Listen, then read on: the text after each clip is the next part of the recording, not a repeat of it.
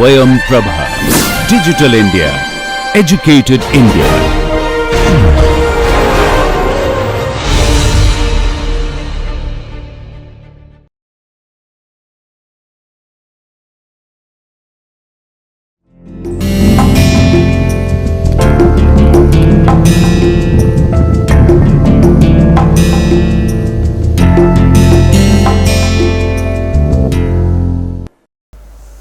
Dear students, this is Dr. Ajay Kumar Singh, Assistant Professor, Faculty of Law, BHU. Today I am going to discuss a role of public interest litigation, PIL, how PIL can play important role in protection of human rights. So this is my 30th lecture to which I am going to present before you. So in this lecture I would like to highlight various judicial pronouncement of the Supreme Court through which Supreme Court has made a very good effort in protection of human right. So as you all might be knowing that PIL, public interest litigation, is considered as an effective means for poor people, so who cannot afford court fee or who are unable to engage their counsel due to poverty. So this concept was evolved by Supreme Court. Public interest litigation was, this concept was evolved by Supreme Court in order to provide justice to the poor people of this country. And with the help of this slide, you all would be in position to understand complete idea about PIL as an effective tool for protection of human rights. So you see, in this lecture I would like to explain each and every aspect of PIL, where PIL has played a significant role in protection of human rights. So that is why I have chosen this topic, PIL as an effective tool for protection of human rights. So you can see on your screen that I have written on this slide PIL/locus standi. Locus standi, you all might be knowing that this is a basic requirement to stand before the court, locus standi. So this is very clear that ubi jus ibi remedium is a concept. Ubi jus ibi remedium here means where there is right, there must be remedy. And another important maxim is injuria sine damnum, infringement of legal right without damages. So where rights are infringed by an individual or by state, so there must be an effective enforcement machinery. For what? For the protection of rights of the people. So injuria sine damnum and ubi jus ibi remedium, if we read together, these two things are read together, then we find that without effective remedial mechanism, rights would be meaningless. You all might be knowing that Article 32 of the Indian Constitution, which talks about constitutional remedies, have you ever thought that the fundamental rights guaranteed in the Part 3rd of the Indian Constitution would be meaningless if Article 32 would not have been provided in the Constitution? So once it was asked by the chairman of drafting committee of the Constitution, Dr. Bhimrao Ambedkar, that what is, to which provision of the Constitution will give more preference. So he said that, to my knowledge, to my understanding, the most significant provision of the Constitution is Article 32, because it is the soul of Constitution. Article 32, he referred, Dr. Bhimrao Ambedkar, he referred Article 32 as a soul of the Constitution. In the absence of that provision, we can't imagine the existence of Constitution and rights. So all the rights, fundamental rights, would be meaningless if we do not have effective enforcement machinery. And Article 32 makes it clear that in case of violation of fundamental rights, a victim has right to come before the Supreme Court directly without going to the subordinate court without knocking the door of high courts. So in case of infringement of, in case of violation of fundamental rights, aggrieved has right to come before Supreme Court directly for the enforcement of fundamental rights. So this is, you see, because of that Article 32, poor people as well as rich people both have liberty to go before the Supreme Court where their rights are violated by individual or by state. So in these two cases, we will try to understand, in the light of these provision, we will try to understand that how PIL has played significant role in protection of human rights of the citizen of this country. So locus standi is a very technical term, and court has to ask the petitioner that whether you have locus to stand before the court, whether you are the sufferer, whether your rights have been violated by someone. So after proving that fact, that his right has been violated, aggrieved who has come before the court and whose right has been violated, only then court will accept his petition, his prayer or his application, and then court will start the proceeding. But where people are poor, ignorant about their rights, they are illiterate, or they have any social constraint like education, poverty, they do not have sufficient means to come before the court. So it was felt by the Supreme Court that in order to provide justice, poverty or literacy will not create any obstacle or hurdle. With this idea, Supreme Court evolved the concept of public interest litigation. Any person who has concern about public welfare may file petition in Supreme Court on behalf of the aggrieved. So any person, any citizen of this country who has great concern, who has noble cause for public welfare, he or she can file a petition on behalf of the poor. And in many cases you might have seen that the sufferers whose rights have been violated either by state or by individual, so on behalf of aggrieved, either non-governmental organization, NGO has filed a petition in Supreme Court, or a person who has great concern in public welfare, they have come before the Supreme Court and they invoke this provision and they provide justice to the poor people of this country. So let us understand the role of PIL in protection of human rights one by one with the help of case, and with the help of judicial pronouncement it will make more clear in what cases Supreme Court has played important role.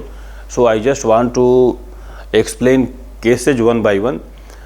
You see, you can see on your screen that right to food as a fundamental right under Article 21 of the Indian Constitution. I have written this on slide. So you see, when starvation death, cases of starvation death was reported, was published in newspaper, Supreme Court took cognizance, and the case is PUCL versus Union of India, AIR 2002 Supreme Court. People Union for Civil Liberties, that NGO filed a petition before the Supreme Court by stating entire facts published in the newspaper that people are dying due to starvation. In spite of that, Food Corporation of India, FCI, is having more buffer stock, more stock, food grains, and in spite of that, we are unable, states are unable, different states are, various states are unable to prevent starvation death. So matter was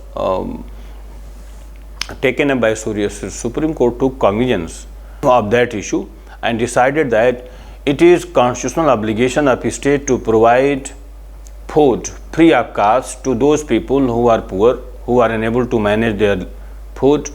So in this background you can see that how NGO can play, and if PIL would not have been evolved, then can you imagine that Supreme Court or High Court, or we can provide justice to the poor people. So it that responsibility was taken by this NGO PUCL, and PUCL filed a petition in Supreme Court. You might have seen that PUCL has filed another petition in Supreme Court, PUCL versus right to privacy and right to vote. So PUCL has also played significant role in providing justice to common man of this country, poor people of this country. This is the first case which I have referred, so that you can get entire information about role of PIL. Now come to this second slide, where I have mentioned right to shelter. Right to shelter was recognized by Supreme Court as essential component of right to life or personal liberty. It was held by Supreme Court that right to life means right to live with all human dignity, all the bare necessities which are required for survival of human being must be provided to the people of this country. So that right to life would be meaningless if people do not have their food, they are unable to manage their food. So if they have no roof and they are sleeping in open sky, so this right to life would be meaningless for those poor people. Whatever fundamental rights are mentioned in the Constitution, whether they are mentioned they are written in a golden words, those rights would be meaningless for the poor people of this country if they are sleeping in open sky. So in Chameli Singh versus State of UP, Supreme Court for the first time recognized that right to shelter is essential component of right to life. Without providing shelter to the poor people, we cannot protect their right, and without providing shelter to poor people, we cannot protect dignity of human being, which is the mandate of Article 21 of the Indian Constitution. So Article 21 of the Indian Constitution specifically provides that every person has right to live with human dignity, and in order to ensure dignified life, shelter is necessary, essential. So poor people who do not have their shelter, so Supreme Court in this case, in Chameli Singh case, for the first time held that right to shelter is a fundamental right, is essential component of Article 21 of the Indian Constitution. So you see how Supreme Court has widened the scope of Article 21, how Supreme Court has given new impetus to Article 21 of the Indian Constitution. So with this discussion, you all would be in position to have complete understanding about role of PIL in protection of human rights. So this right to shelter was recognized as a fundamental right. Now come to another important aspect of PIL, where PIL has proved its efficacy, right to free legal aid. You all might be knowing that every person of this country, whether poor or rich, has right to get justice from the court. And if a person who is unable to get justice due to poverty, he cannot stand before the court due to poverty, he cannot engage his counsel, or he is unable to pay advocate fee or court fee due to poverty, so it would be injustice on the part of the government, because in welfare state, country like India, it is constitutional obligation of a state to provide justice to each and every citizen of this country, irrespective of caste, creed and religion. So Article 21, which talks about right to life or personal liberty, no person shall be deprived of his life or liberty except procedure established by law. So meaning thereby, every person has right to live with dignity, and no person shall be deprived from his life or liberty except procedure. If someone has breached the law, then obviously he would be deprived from that right. If murderer has no right to live in this holy world, if a person who has committed murder cannot claim the protection of Article 21 of the Indian Constitution. So every person has right to live with human dignity, and if he is aggrieved or she is aggrieved, has come before the court, unable to get justice due to poverty, so it's legal duty, obligation of the state to provide counsel free of cost. Considering the plight of poor people, poor litigants, Supreme Court for the first time in M.H. Hoscott versus State of Maharashtra, AIR 1978 Supreme Court. You see how I have mentioned these two cases, M.H. Hoscott versus State of Maharashtra, AIR 1978 Supreme Court. And second case is Khatri versus State of Bihar, AIR 1980 Supreme Court. In both the cases, Supreme Court has provided justice to the poor people. What happened, you see, in M.H. Hoscott Supreme Court for the first time held that right to free legal aid is essential component of Article 21 of the Indian Constitution. Where people are not getting justice from the court on account of poverty, right to life would be meaningless for those poor people. So in this M.S. Hoscott Supreme Court for the first time held that right to free legal aid is a fundamental right. It is essential component of right to life or personal liberty. Second important case is Khatri versus State of Bihar, AIR 1980. You might have idea about this case. This case is known as Bhagalpur blinded prisoner case. Bhagalpur blinded prisoner case. So I have just written the name of this case. This case is popularly known as Bhagalpur blinded prisoner case. And what actually happened in this case, I would like to highlight the facts of this case in brief, where police during interrogation,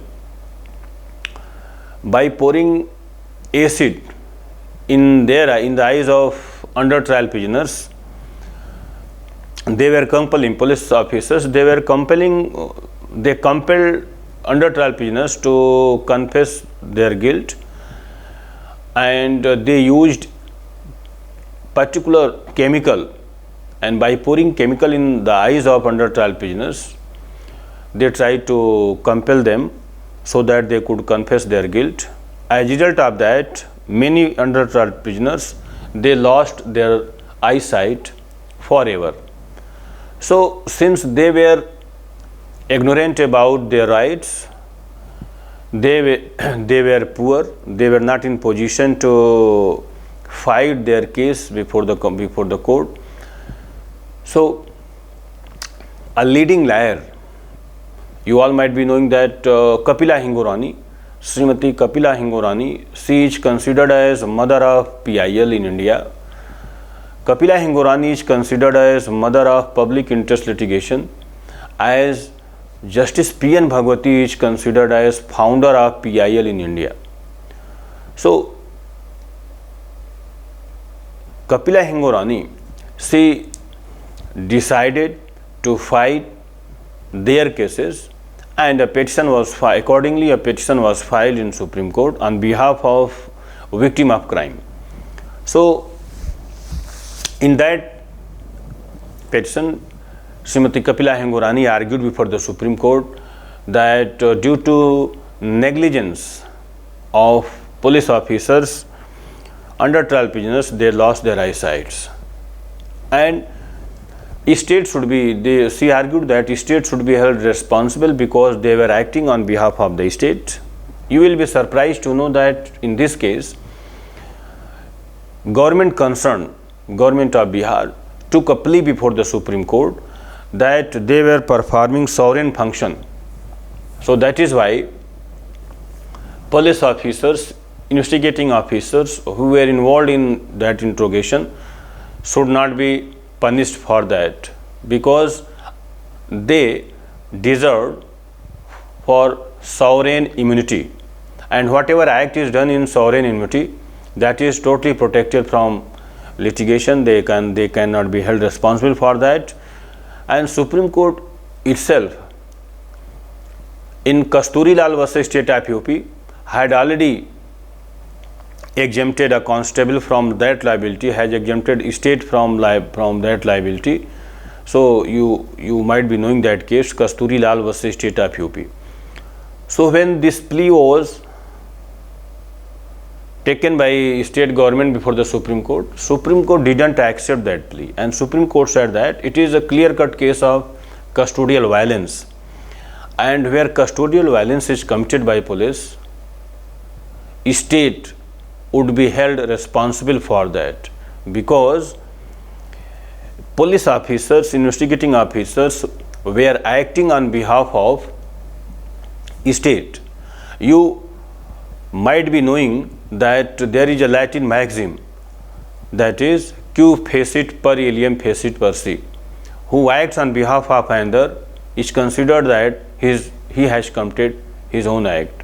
So Q facit per alium facit per se, that is a Latin maxim that is very much applicable in tortious liability, that is known as a vicarious liability.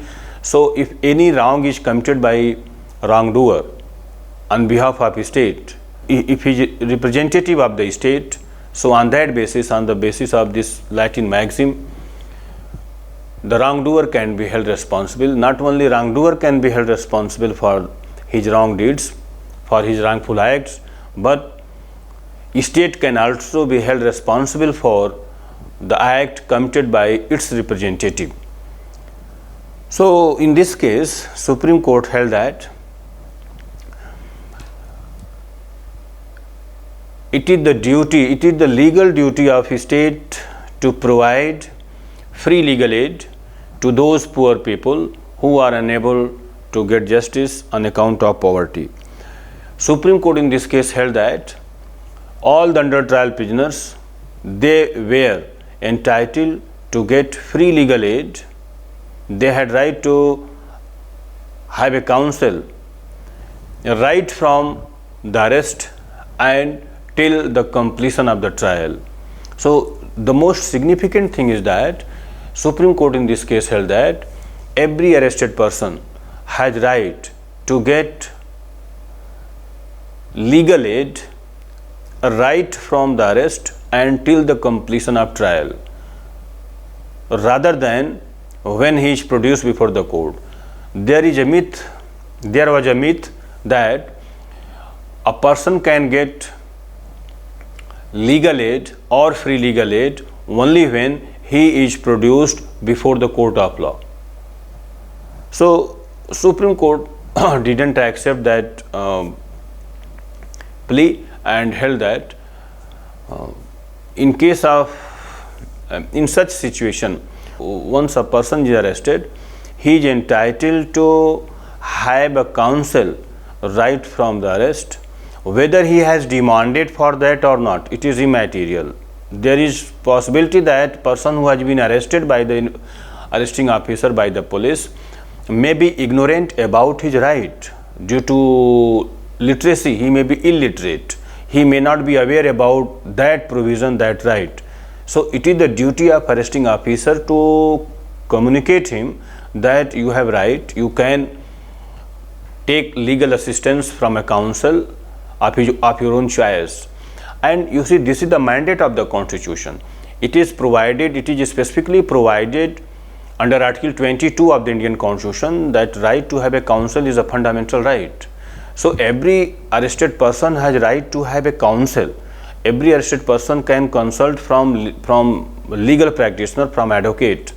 So this right is guaranteed under Article 22 of the Indian Constitution, as well as Section 303 of the CRPC, as well as Section 304 of the CRPC. So Section 303 CRPC talks about legal representation. No case can be decided without legal representation. So every person is entitled to have a counsel of his own choice.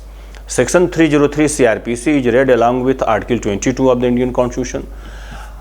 On the other hand, Section 304 CRPC talks about free legal aid in criminal cases.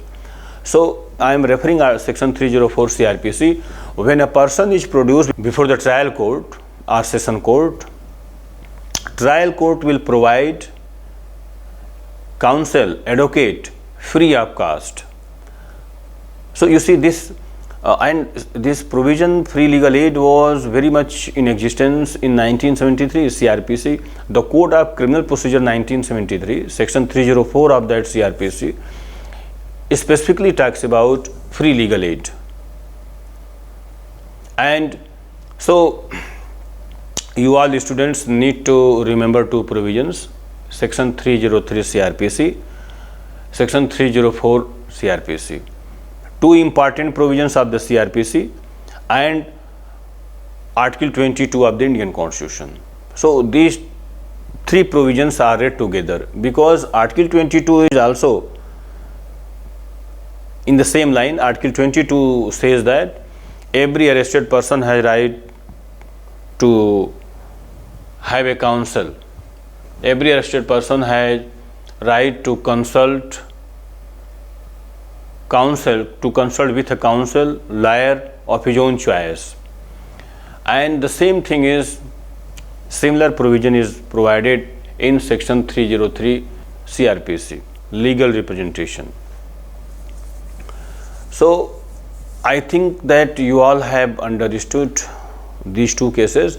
Khatri case is very important because in Khatri case, Supreme Court for the first time held that every arrested person is entitled to have a counsel right from the arrest until the completion of the trial. He can take advice from his lawyer, from an advocate of his own choice, and that right will start right from the arrest till the completion of the trial.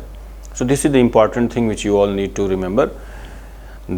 So with the help of these two cases, I think I have tried to explain right to free legal aid as a fundamental right. How right to legal aid was duly recognized by Supreme Court in these two cases.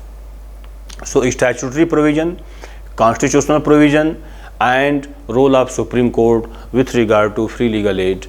So with these three, constitutional provision Article 22, statutory provision section 303, 304 CRPC, and role of Supreme Court, what is the view of Supreme Court on free legal aid. So I think that you all have understood the things which I have discussed in this head, right to free legal aid. Now come to another aspect of PIL, protection against custodial violence. Article 5 UDHR. So you see, I have also chosen this component, protection against custodial violence. Since Article 21 of the Indian Constitution talks about right to live with human dignity, every person is presumed innocent unless his guilt is proved before the court of law. Another important thing is that Article 5 of Universal Declaration of Human Rights 1948 talks about protection against inhuman treatment, unwanted arrest, illegal arrest, protection against illegal arrest, protection against inhuman treatment. So that is a guarantee that no person shall be treated inhumanly. No person shall be arrested illegally. So this Article 5 of UDHR provides protection to each and every person not to be arrested illegally, not to be treated inhumanly. So person who is to be arrested by the arresting officer also requires fair treatment. So protection against unwanted arrest, illegal arrest, this is a human right provided in Article 5 of UDHR 1948. So you see, in the light of international instrument, Supreme Court got opportunity to decide a case. The name of that case is Nilavati Behra versus State of Odisha, AIR 1993 Supreme Court. Nilavati Behra case is a very important leading case under Article 21 of the Indian Constitution. under Article 32 of the Indian Constitution, are in the head of state liability. And this case is also important in human right, where I will try to explain how custodial violence took place in this case, how custodial death, how in this case Supreme Court took cognizance of custodial death. You see, Nilavati Behra, I would like to quickly highlight the facts of this case. In Nilavati Behra case, she had lost her son, a 16-year-old child who was called by the police, and he was interrogated, and then after, his dead body was found on the railway track nearby to the police station. His dead body was found on the railway track.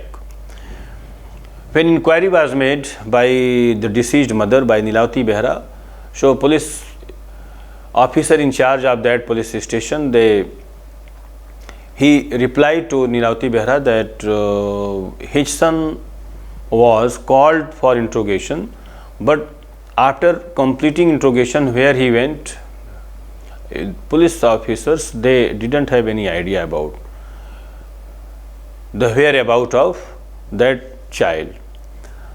So when no satisfactory reply was given by police officer, by in charge of police officer, being aggrieved, she wrote a letter to a judge of Supreme Court by stating entire facts in that letter. Her letter was considered as a letter petition by Supreme Court, and Supreme Court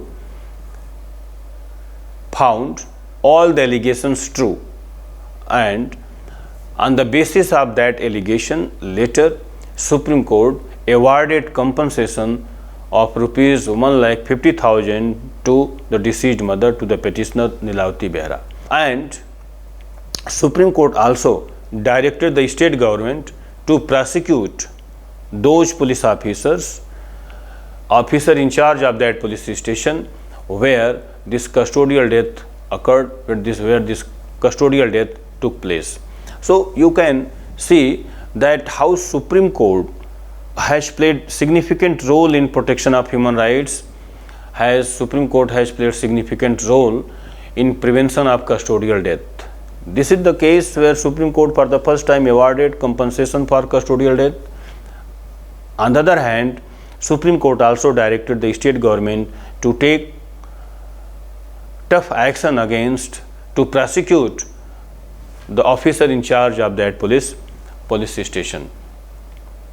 So this is, you see, even later which she had written to a judge of Supreme Court, that letter was considered as letter petition, and on that basis Supreme Court recognized the right of deceased mother, that deceased mother was entitled to get compensation from the state, because it is state failure, it is the because police officers, they were the representative, they were acting on behalf of, even you see, you will be surprised to know that even in this case, the state government, a counsel before Supreme Court who was representing the state, took plea before the court that officer in charge of that police station was performing sovereign function, and whatever act is done during sovereign function is exempted,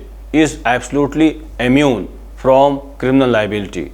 But Supreme Court did not accept the plea of the state government. Supreme Court didn't accept the plea of sovereign immunity and directed the state government to provide 1,50,000 rupees as a compensation to the deceased mother. This is a leading case on custodial death, custodial violence. I must say that you all have understood this case, how Supreme Court has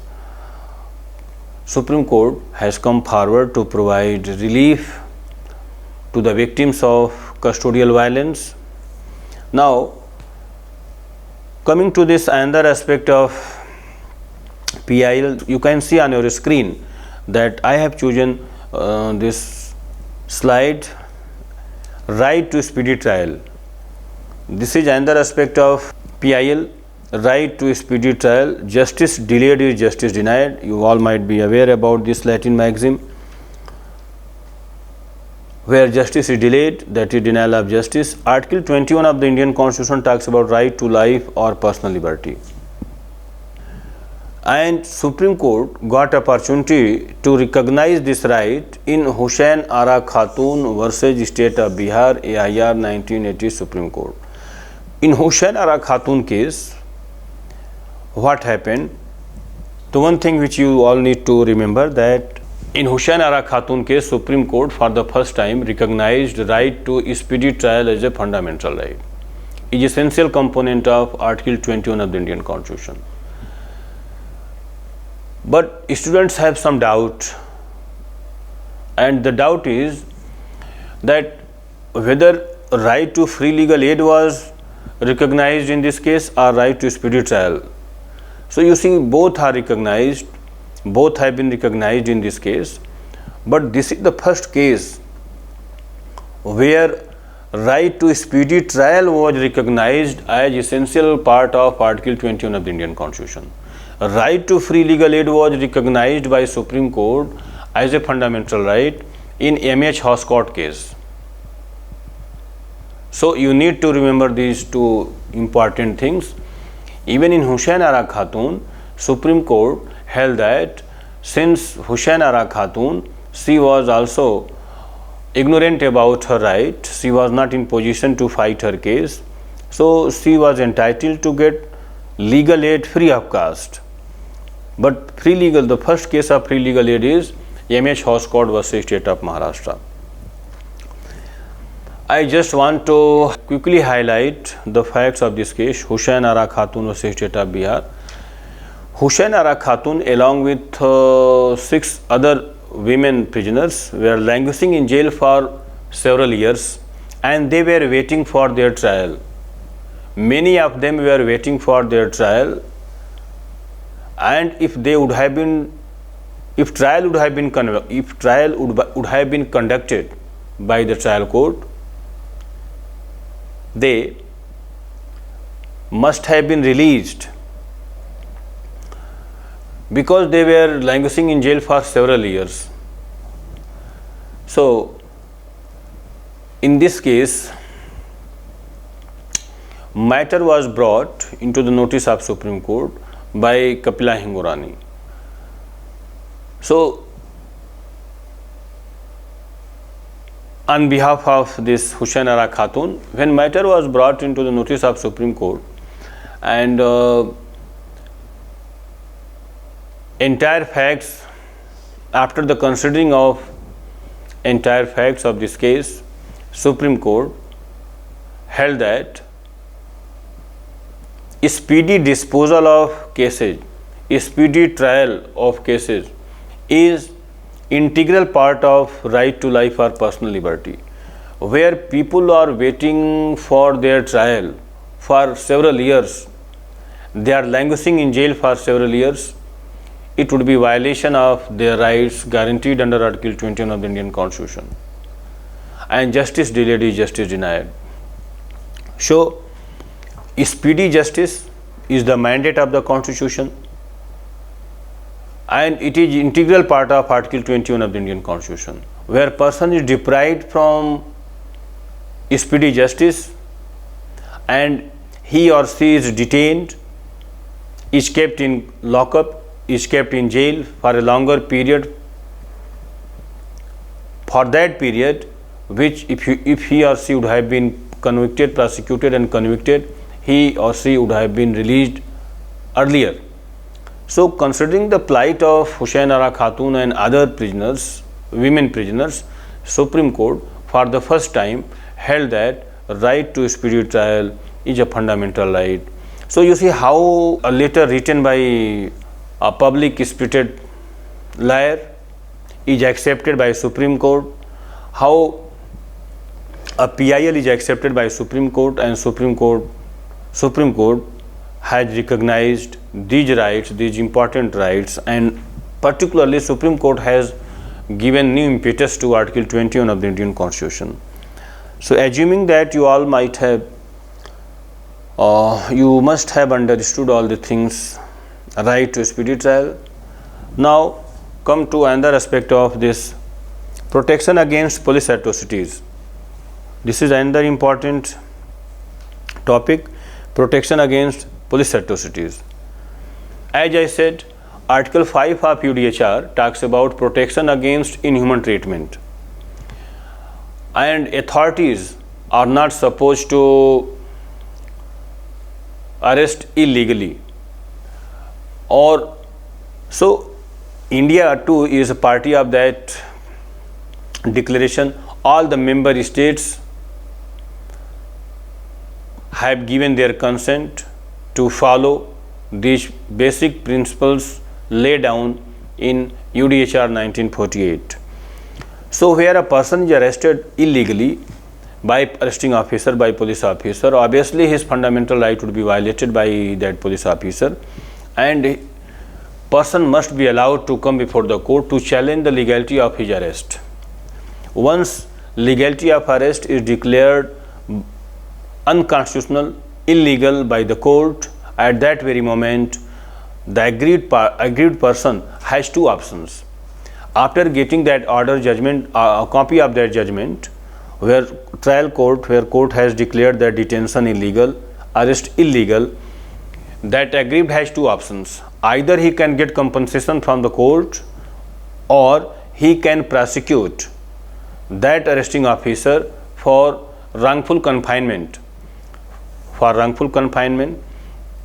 And the person on whose complaint that aggrieved was arrested, he can also, or she can also file a case for malicious prosecution, and he or she can get compensation from the court. So he or she aggrieved has two options. Either he can prosecute the arresting officer for wrongful confinement, as well as he or she is entitled to get compensation from the arresting officer from the state. So in many cases Supreme Court has decided that in such a situation where a person is arrested illegally, it is the liability of the state to provide compensation to the victim of crime. And Bhim Singh versus State of Jammu and Kashmir is the best example on this, where Bhim Singh, being a member of Legislative Assembly, when he was going to participate in an assembly session, he was arrested by the police officer. And police officer didn't give any logic for that, though his presence, the presence of Bhim Singh, Dr. Bhim Singh, could not affect the legality or constitutionality of proceedings of assembly, but he challenged the constitutionality of his arrest. And Supreme Court in Bhim Singh versus State of Jammu and Kashmir, AIR 1987, Supreme Court for the first time held that where a person is arrested illegally, that detention was declared illegal, unconstitutional, and he was also awarded compensation. State was directed to provide compensation because it was a violation of human right. It was violation of Article 21 of the Indian Constitution. So you can also refer that case in. So you see this, I am talking about protection against police atrocity, and for that I have chosen one leading case in this, PUDR versus State of Bihar, AIR 1987, People Union for Democratic Right, PUDR versus State of Bihar. There are two NGOs which is very similar, but both are different. PUDR, People's Union for Democratic Reform, and People's Union for Democratic Right. Here this NGO is People's Union for Democratic Right. So this NGO had filed petition in Supreme Court challenging the legality of order of the police, where many farmers had lost their lives, and including children and women, they had lost their lives. And what happened in this PUDR versus State of Bihar case, where about 600 to 700 farmers were demanding, were agitating in a compound, in a ground, and they were demanding against, they were demanding from the government that their democratic demand, legal demand should be resolved. Police, without any prior information, police officer gave order to fire on the mob. That mob was peacefully agitating. There was no violence on the part of that assembly, that agitation. But in spite of that, police gave order to fire on mob, and many farmers, including children and women, they were killed in that incident. Since they were poor, they were unable to, the dependents of the deceased, they were poor, they were unable to fight their case in the court of law due to financial constraint. So matter was brought into the notice of Supreme Court that this kind of incident took place, and Supreme Court, considering the gravity of issue, Supreme Court held responsible not only the state but all the police personnel who were involved in that incident. So Supreme Court directed the state government to provide compensation for the violation of human rights. Supreme Court directed the state of Bihar to provide compensation to the victims of crime, to the dependents of the deceased, or who were injured, who were permanently disabled due to negligent act of the police. Since even in this case government took plea of sovereign function, but Supreme Court didn't accept the plea of sovereign function, and state government was also directed by the Supreme Court that you should take action against the police officer. They must be prosecuted for their wrongful act. Two things are very essential in this case. This in PUDR case, Supreme Court considered this case as a police atrocity, and Supreme Court held that in case of police atrocity, if rights are violated, not only state would be held responsible for that, but police personnel would also be held responsible for the wrongful act. So this decision makes it clear that in case of police atrocities, aggrieved persons are entitled to get compensation from the state, as well as police personnel who are involved in this kind of incident must be prosecuted, and they shall be prosecuted. So these two things are very clear, and I hope that you all have understood this point. Now come to this protection against inhuman treatment. You see, nothing has been left by Supreme Court, by Honorable Supreme Court. Protection against inhuman treatment, PIL, letter person I have written one side, and case I have written on other side. Sunil Batra vs. Delhi Administration, AIR 1980. Sunil Batra case, plight of inmates of Tihar prison. As I said, Article 5 of UDHR talks about protection, a right against inhuman treatment, protection against inhuman treatment, and protection against illegal arrest, unwanted arrest. Since India too is a party to that, India too has given consent to respect all these rights. So it's our responsibility to train the police, to provide basic facilities to the police so that they can be trained, and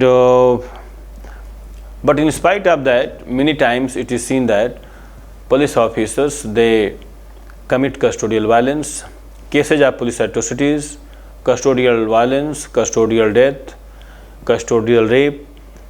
These issues are reported in news or brought into the notice of court, and court, particularly Supreme Court, from time to time has given direction to the police officers that they shall not commit this kind of act, and if they commit, they must be prosecuted for their wrongful act. In this case, you see what happened in Sunil Batra case versus Delhi administration, EIR 1980. Sunil Batra, he wrote a letter to a judge of Supreme Court by highlighting the plight of his inmates of a prison. So he wrote in that letter that one inmate of a Tihar prison was put on bar feeders, was handcuffed, was put on bar feeders, and it was very iron rod, means iron feeders, and that is very barbaric. So he wrote a letter, Sunil Batra wrote a letter. His letter was considered as a letter petition by the Supreme Court, and Supreme Court found, when inquiry was made about that allegation, Supreme Court found all the allegations true. Then after, Supreme Court held that, Supreme Court in this case also referred, I think, Article 5 of the UDHR, that every even arrested person is entitled to be treated fairly. Even arrested person is entitled to be to get fair treatment from the authority concerned.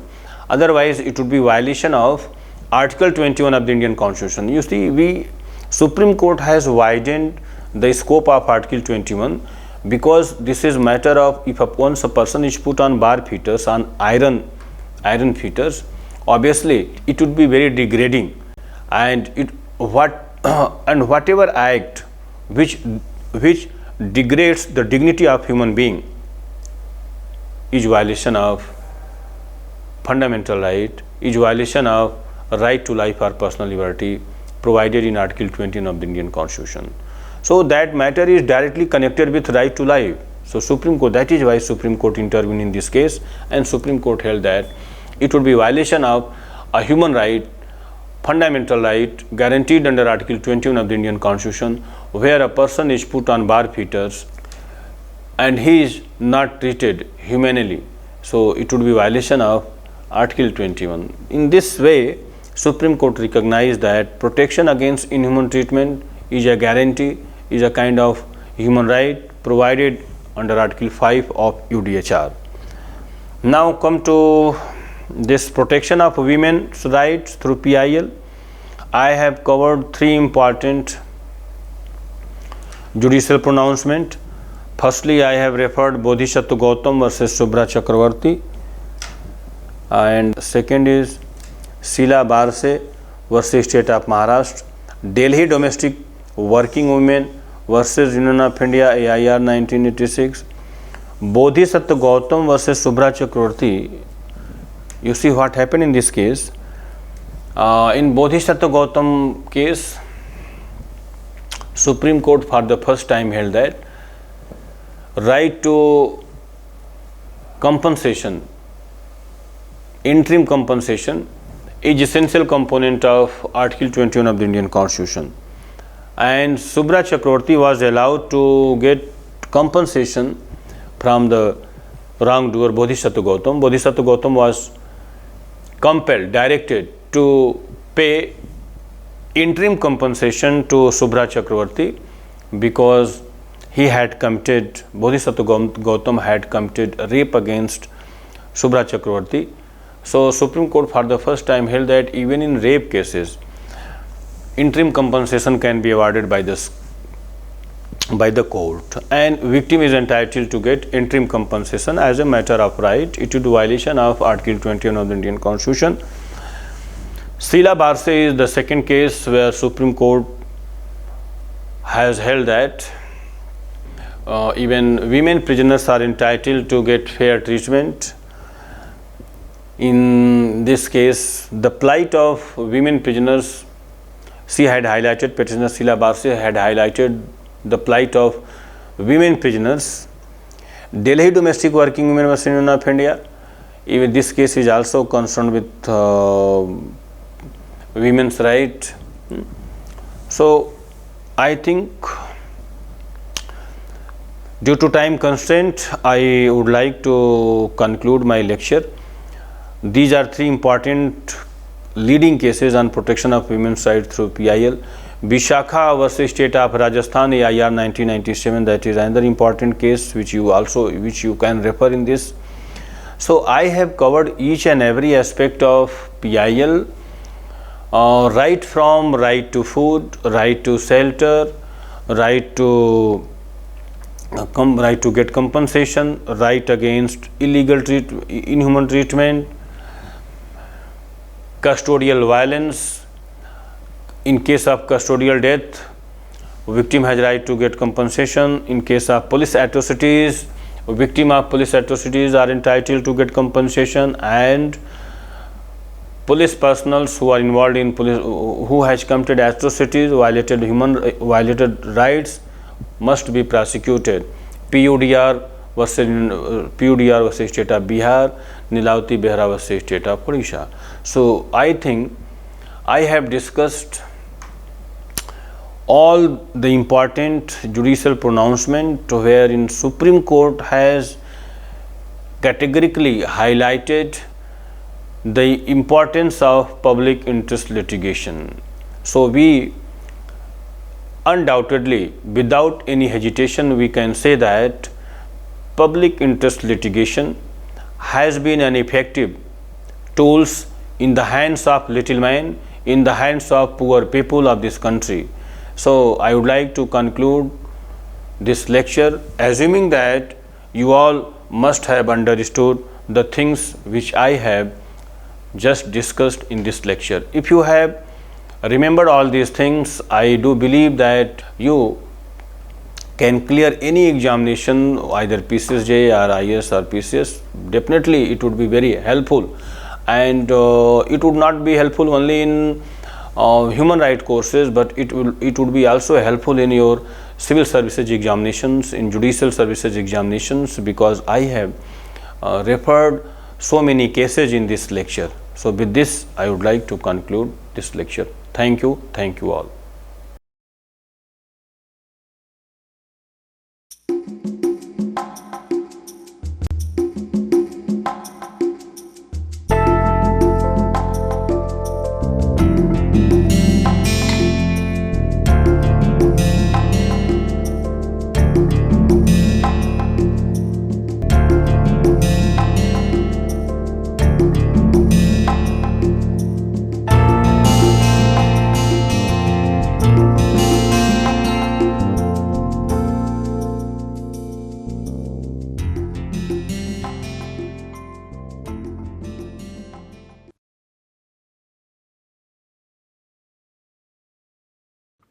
Hello and welcome to this piece of literary snippet. We usually know William Shakespeare as the most revered figure in the history of English literature. But we often tend to forget that he has also been one of the most hated figures in literature. And here I am not talking only about those boys and girls who have to memorize long sections from Macbeth or King Lear or Julius Caesar before they can go and sit for their school or college exams. But I am also talking about people who are themselves quite famous authors. Tolstoy, for instance, considered the writings of Shakespeare to be, and I quote, crude, immoral, vulgar, and senseless. George Bernard Shaw absolutely loathed Shakespeare, as he did Homer. But perhaps no other criticism about Shakespeare is more damaging than the one which says that Shakespeare is a marvelous storyteller, provided someone has told him the story earlier. Now, this piece of criticism is particularly damaging because it is true. None of Shakespeare's plays contain any original story whatsoever. They are all written using pre-existing materials, pre-existing stories. Now, does that diminish the stature of Shakespeare as a dramatist? Well, I'll leave that for you to decide. See you in the next episode of Literary Snippets.